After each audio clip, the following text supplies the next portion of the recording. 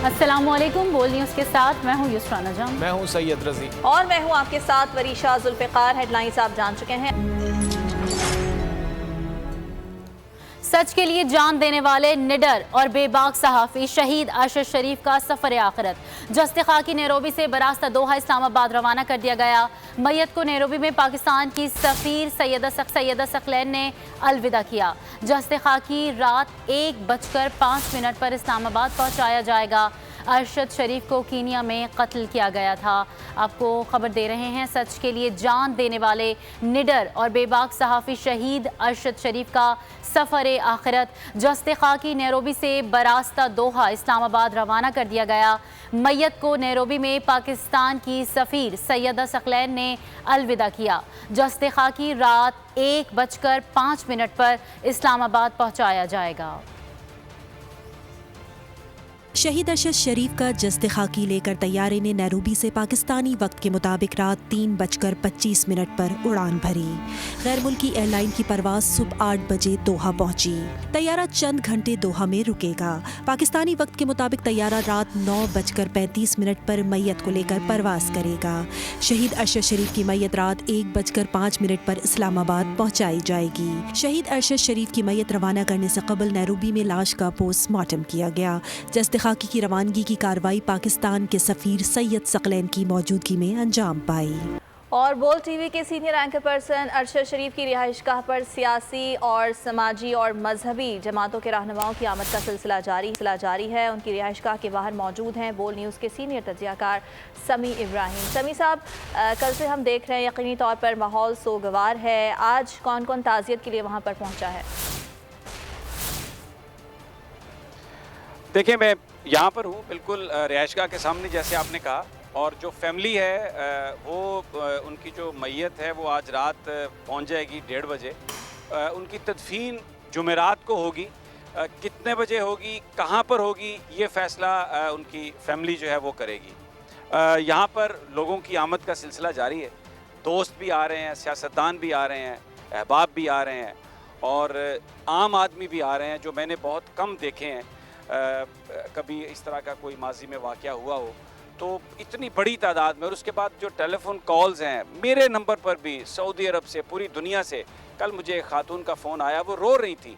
उन्होंने कहा कि मैं इतनी बेकरार हुई कि मैं जद्दा से अपने हस्बैंड को लेके मैं मक्का मुकरमा आई हूँ। मैंने उम्रा किया है और मैंने अरशद शरीफ के लिए उम्रा किया है और मैं आप सब के लिए, पाकिस्तान के लिए मैं दुआ गो हूँ। तो जो एक कुर्बानी है अरशद शरीफ की, जो शहादत है, अभी इसका जो असरात हमें नज़र आ रहे हैं कि ये एक मुझे ये लगता है, मैं हो सकता है उसका क्योंकि दोस्त भी था, थोड़ा ओवर एम्बिशियस और एक्साइटेड हूँ। मुझे लगता है कि ये जो अरशद शरीफ की शहादत है, ये जो एक वॉल्केनो, जो एक आतिशफ़शां जो पाकिस्तान में जो उबल रहा था, ये ट्रिगरिंग पॉइंट बनेगा।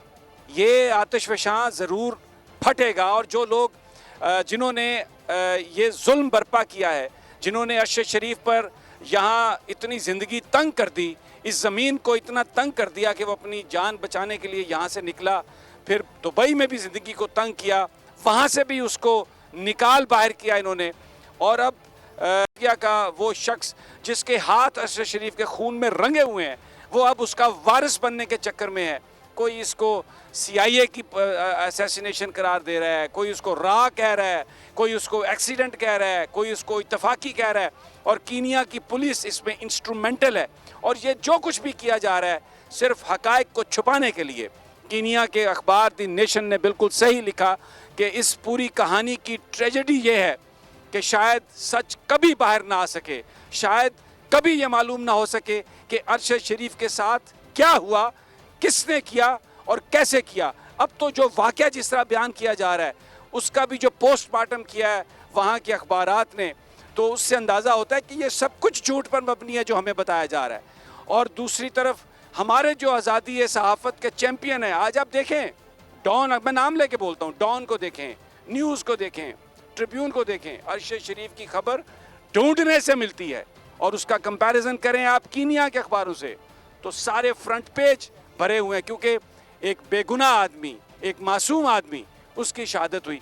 मेरे साथ इस साइड पे पहले तो कुछ जमात इस्लामी की ख़वातीन थी, शायद वो चली गई। अब अबू ज़र साहब ये वकील हैं, लाहौर से आए हैं और ये मेरे और अरशद शरीफ साहब के मुश्तरका दोस्त हैं। मैं इनसे कुछ जो अरशद शरीफ की जो ज़ाती ज़िंदगी, किस तरीके से वो दोस्तों से बर्ताव करते थे, क्या इनकी जज्बात हैं, मैं इनसे पूछता हूँ। अबूज़र, बताइए कुछ चीज़ें जो आप अरशद के हवाले से शेयर करना चाहें। देखिए, बड़ा प्यारा आदमी था। मैंने इतना रिफाइंड किस्म का जेंटलमैन अपनी ज़िंदगी में नहीं देखा। मेरी ज़िंदगी पे तो काफ़ी असर था, बिल्कुल बड़े भाई जैसा था। मुझे मेरे ख्याल से मीडिया में इंट्रोड्यूस भी अरशद साहब ने कराया, बल्कि ट्रेन किया कि आके आपने बोलना कैसे है, बीट क्या होती है। मुझे इन चीज़ों का कुछ नहीं पता था। फिर आके अपना कानूनी अपना ओपिनियन दो, आप जो बोलना है बिल्कुल कभी नहीं रोका कि क्या बोलना है, आप पे कोई पाबंदी नहीं है। बिल्कुल फ्री स्पीच पे बिलीव करता था। हमेशा मुझे कहता था कि यार मैंने जो प्रोग्राम भी करना है ना, उस पर हमेशा बुनियादी हकूक़ पे बात करनी है और तुम्हें बुलाना है और इस पर हम बात करेंगे। देखिए, आप भी उसके साथ इन टच थे, मैं भी इन टच था। और यहाँ पे अभी हेयरिंग हुई है जुडिशल इस्लामाबाद हाई कोर्ट में, जिसमें ये कहा गया कि 2 मुल्कों का सफारती मसला, इसमें अदालत इंटरफेयर नहीं कर सकती, लेकिन अदालत ये ज़रूर कर सकती है कि जुडिशल कमीशन बनाए जिसमें एटलीस्ट ये वाले हकाइक तो देखे जाएँ कि किन हालात में उसको यहाँ से निकाला गया, या वो क्यों निकला, उसको किसने मजबूर किया जाने पे। उस पर जो मल्टीपल FIRs पूरे पाकिस्तान में कट जाती थी और उसको कॉल आती थी कि जब तुम पशीन आओगे अपनी बेल कराने तो तुम्हें हम छोड़ेंगे नहीं या तुम्हें मार देंगे। ये चीज़ें क्या इन्वेस्टिगेट करनी चाहिए कि नहीं करनी चाहिए? और फिर कि इतना क्या उसको ख़तरा था कि उसको यहाँ से जाना पड़ा। और फिर आपको पता होगा कि दुबई में जब वो था, उसको वहाँ की हुकूमत के किसी नुमाइंदे ने आकर कहा कि यहाँ आपसे चले जाओ, नहीं तो हम आपको डिपोर्ट करके वापस भेज देंगे। हम पे बहुत प्रेशर है, डिप्लोमेटिक प्रेशर है, क्या प्रेशर है हमें नहीं पता। एटलीस्ट ये सारी चीज़ों की तो इन्वेस्टिगेशन हो सकती है। अगर हम कीनिया की अथॉरिटीज़ को हमारे कोर्ट्स मजबूर नहीं कर सकते, लेकिन इतना एम्पावर्ड एक कमीशन तो बना सकते हैं जो ये एटलीस्ट डिटर्मिन कर ले कि उसको किसने यहाँ से भागने पे मजबूर किया और किन हालात में गया। तो एटलीस्ट मेरे ख्याल से यहाँ तक हमारी कोर्ट्स को देखना चाहिए। ये एक इंसान के मसले का इशू नहीं, ये आप सबका इशू है। आज अरशद टारगेट हुआ है, कल को आप भी हो सकते हैं, हम भी हो सकते हैं, कोई भी हो सकता है। जितने मीडिया चैनल्स भी हैं, जिसको यहाँ पे बोलने का, सच बोलने का दिल करता है या सच बोलना चाहता है, तो उसकी ज़ुबान तो कल को बंद होगी। देखें, अरशद सच बोलते बोलते यहाँ से चला गया, उसको किसी ने आने नहीं दिया वापस। लेकिन अगर वो वापस आया भी है तो वो उस हालत में है कि वो बोल नहीं सकता। तो बहुत बड़ा जुल्म हुआ उसके ऊपर। एक बात और मैं यहाँ पे कहूँगा कि अभी मैं कुछ ये जो YouTube चैनल्स हैं वो मेरे पास आए, उनसे मैं बात कर रहा था, तो उन्होंने कहा कि किस तरह की तहकीकात हो सकती है। तो मैं जो मेरा अपना जो एक मौक़िफ़ है इस पे वो ये है कि कोई उसके कत्ल की तहकीकात नहीं कर सकता, इसलिए कि मैं समझता हूँ पाकिस्तान की सारी अशराफिया के हाथ उसके खून में रंगे हुए हैं। जिन लोगों ने यहाँ पे जो उसे प्रोटेक्शन चाहिए थी वो नहीं दी, यहाँ से भागने पर मजबूर किया, फिर वहाँ से भगवाया, और फिर जिन लोगों ने मारा, ये कोई एक किसी ग्रोह का काम नहीं है। इन सब के हाथ खून में रंगे हुए हैं अरशद शरीफ के। बिल्कुल वैसे ही जैसे यूनाइटेड नेशन ने जब मोहतरमा बेनज़ीर भुट्टो के कत्ल की तहकीकात की उस कमीशन ने, तो उसने कहा एक स्पेनिश ड्रामे का हवाला देते हुए कि वहाँ पर एक मर्डर हुआ, जब तहकीकात हुई तो पता चला कि सारे का सारा गांव इसके कत्ल में मुलव्वस है, इसलिए कि वो सच बात करता था, इसलिए कि वो मेरी और आपकी, पाकिस्तान के लोगों की बात करता था, इस मुल्क में हकीकी आज़ादी की बात करता था। अब कैसे उसके कत्ल की तहकीकात हो सकती हैं?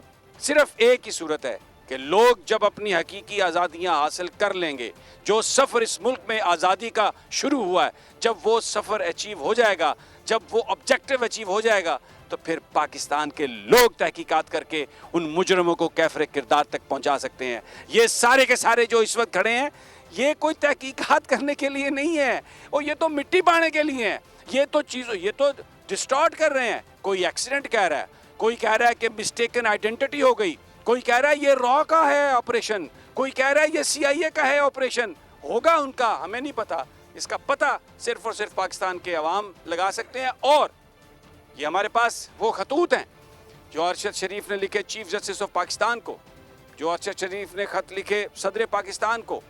उसमें उन खतूत में लिखा हुआ है वाज़े कौन उसके पीछे है, कौन उसकी ज़िंदगी तंग कर रहा है, कौन इन तमाम सहाफ़ियों पर हमला कर रहा है, कौन हमला कर सकता है, और आगे टारगेट्स क्या हैं, कैसे हैं। ये सब बातें उन खतूत में हैं। बोल की स्क्रीन पर भी आप देख सकते हैं, हमारी वेबसाइट पर भी हैं, वो आप देख सकते हैं। कोई छुपी हुई बात इतनी नहीं है, लेकिन ये पता सिर्फ इसका पाकिस्तान के अवाम लगा सकते हैं। और मैं क्यों नहीं किसी की तरफ उंगली उठा रहा? इसलिए कि ये स्पेकुलेशन है। मैं क्या सराही नहीं करना चाहता। हम किसी को अगर मुर्द इल्ज़ाम ठहराएं तो उस वक्त जब हमारे पास एक कंक्रीट एविडेंस आ जाए।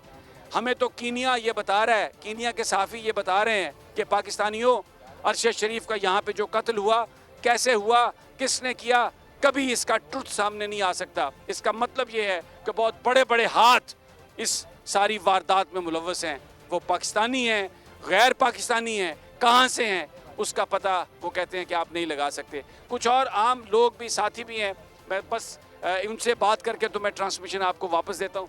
भाई आप लोग यहाँ पर क्यों आए हैं? सारा मसला यह है कि बहैसियत एक पाकिस्तानी, वो एक एहसासा था पाकिस्तान का, और वो हमारी बच्चों और इस मुल्क का जंग लड़ रहा था। समी साहब आप हो गए, इमरान खान, ये सारे जितने भी ये पाकिस्तान के जंग लड़ रहे थे, आज घर घर खून के आंसू रो रहे। खुदा की कसम से मैं अपने बच्चों समेत आया हूँ। मुझे बिल्कुल, मैं कह रहा हूँ कि मेरे वो जज्बात और वो एहसासात हैं। खुदा के लिए मैं पाकिस्तानी कौम से एक दरख्वास्त करता हूँ, सबको पता है कि उसका कत्ल किसने किया है। शायद ये लोग, ठीक है, शायद मैं अब आप नौजवान आप क्या कहेंगे?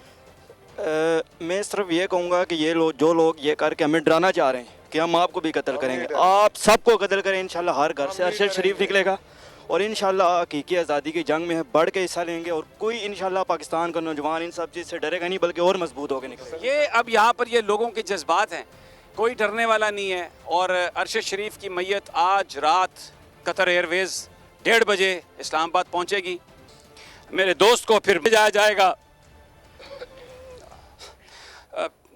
जुमेरात को, उसकी तदफीन होगी और इसका तयन जो है वो फैमिली करेगी, लेकिन पूरा पाकिस्तान उसका ख़ानदान है और इंशाल्लाह हम उसको उसकी शान के मुताबिक उसको बरियल देंगे और उसका जो मिशन है उससे कभी हम पीछे नहीं हटेंगे। यहाँ पर तमाम लोगों का ये अज़्म है और मैं थोड़ा सा जज्बात में भरा गया हूँ, तो ये कोई कमज़ोरी नहीं है, मैं आपको बताऊँ, ये मैं कोई डर के नहीं है, ये उसकी वो दिल तस्लीम करने के लिए तैयार नहीं होता कि वो हमें छोड़ के चला गया।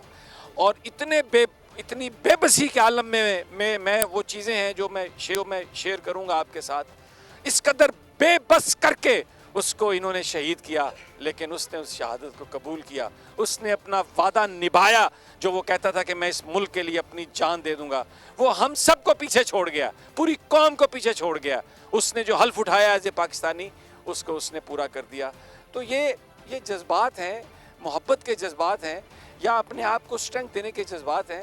आई होप कि आप इसको माइंड नहीं करेंगे कि ट्रांसमिशन में अगर आवाज़ भरा जाए या आंखों में कोई थोड़ा पानी आ जाए तो ये कोई कमज़ोरी नहीं है, ये मैं इंसान हूँ, क्योंकि उसकी जो शहादत है उसका बहुत बड़ा बोझ है।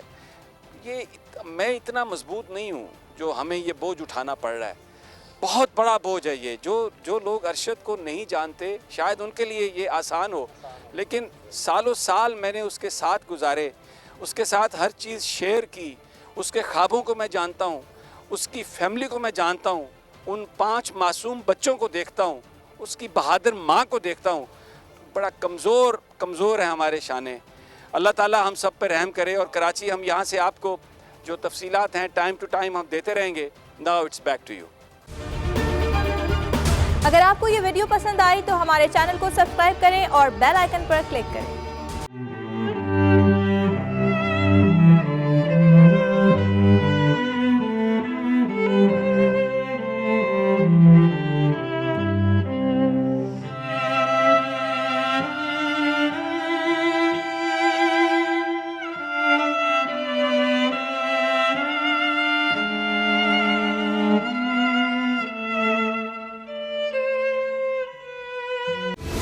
सबसे बड़ी कवरेज, सबसे बड़े पैनलिस्ट, हमने तो बड़ी PMLN के वार सहे, वो भी बिला वजह। सबसे ज्यादा रिपोर्टर्स। इलेक्शन कमीशन की जानिब से कोई इंतजाम इतने अच्छे तरीके से नहीं किए गए। बोल की रिवायत, सबसे पहला नतीजा। अहम खबर है बहावलनगर भी कप्तान का PTI कामयाब, मुकम्मल गैर हतमी गैर सरकारी नतीजा सिर्फ बोल न्यूज पर। लम्हा बा लम्हा इलेक्शन की खबर सिर्फ बोल पर। सब्सक्राइब करें और बेल दबाएं ताकि कोई खबर रह न जाए।